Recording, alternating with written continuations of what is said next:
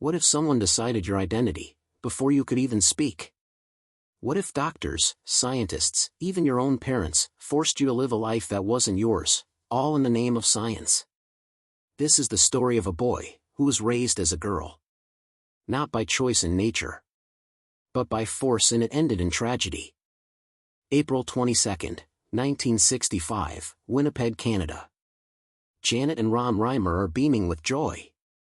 After months of waiting, they welcome not one, but two beautiful twin boys into the world, Bruce and Brian.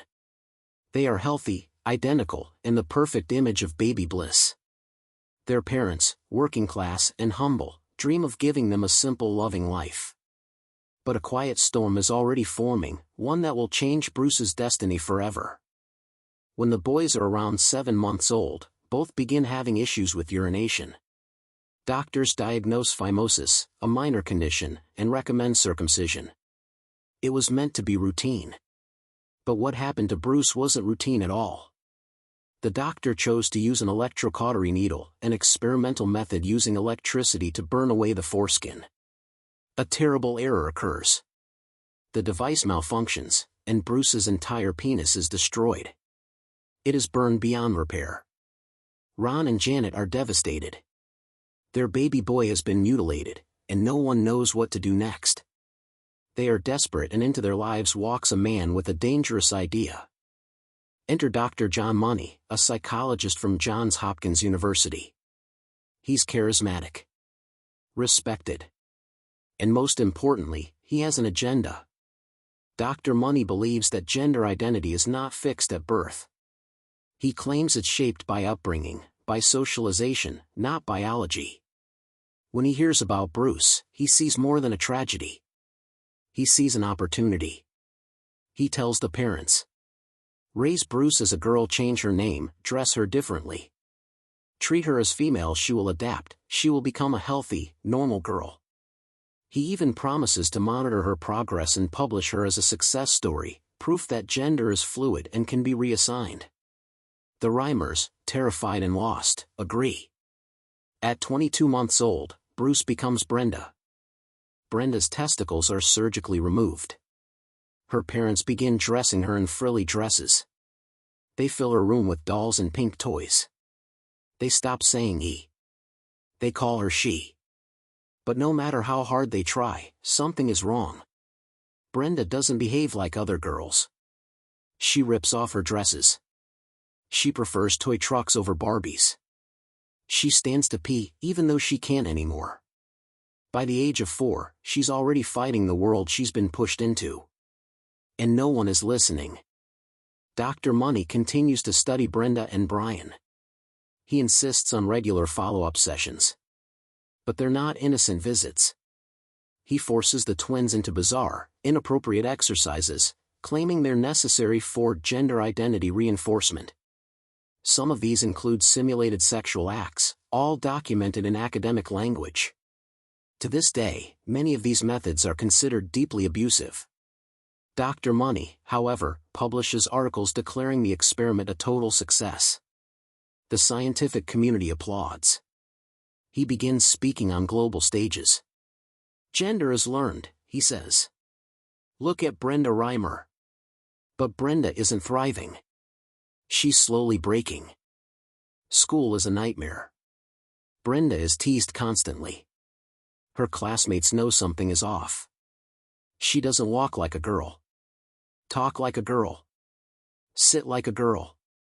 They call her names, push her around. You're a boy in disguise. At home, things are worse. Brian is emotionally unstable. Brenda is depressed and increasingly angry.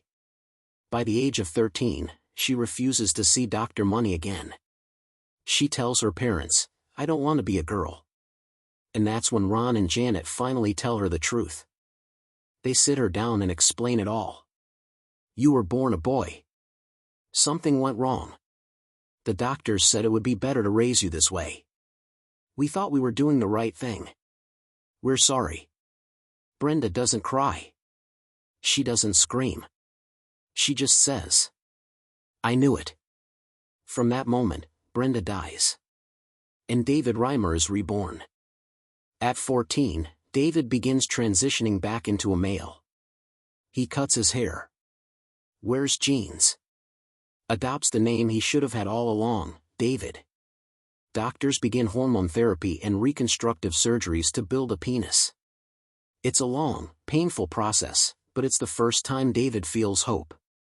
For the first time, he's living as himself. He starts dating. He falls in love. Eventually, he gets married to a woman named Jane and becomes a stepfather to her children. But the shadows of the past never truly leave him. David's twin, Brian, never recovers from the trauma of their shared childhood. He develops schizophrenia, struggles with depression, and dies of a drug overdose in 2002. David is shattered. The person who shared his entire journey, the only one who truly knew what he went through, is gone. A year later, David writes a book about his story, As Nature Made Him, the boy who was raised as a girl. He hopes it will prevent others from going through the same pain. But inside, the damage runs deep. On May 4, 2004, just weeks after losing his brother, and amidst financial struggles and a recent separation from his wife, David Reimer dies by suicide. He was 38 years old. His death sends shockwaves through the medical world. Dr. Money's success story is now undeniably a tragic failure, one born out of arrogance, manipulation, and blind belief in theory over humanity.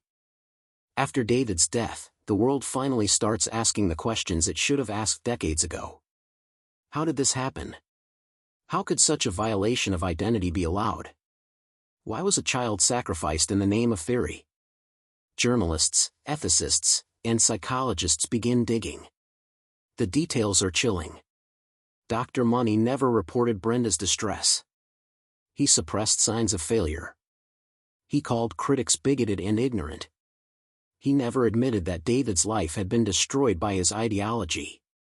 But David's story breaks the illusion. The psychological and medical communities begin to reevaluate their beliefs about gender, identity, and consent. Ethics boards tighten. Experiments like these become unthinkable. In some ways, David died for a cause. But no one should have to. His parents, Ron and Janet, speak out in tears during interviews. They were misled. They were desperate. And they carry the guilt every day. Janet once said, "If I had known then what I know now, I would never have agreed." Never.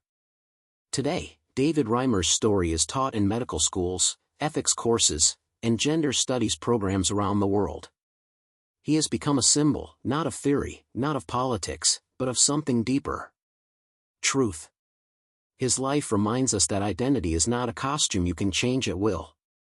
It's not an experiment. It's something sacred. And when you try to erase it, you erase a soul. Despite the pain, despite the tragedy, David left behind something powerful. Small orange diamond, a voice for children who cannot speak. Small orange diamond, a warning for scientists who forget compassion. Small orange diamond, a legacy for anyone who's ever felt trapped in a lie not of their own making.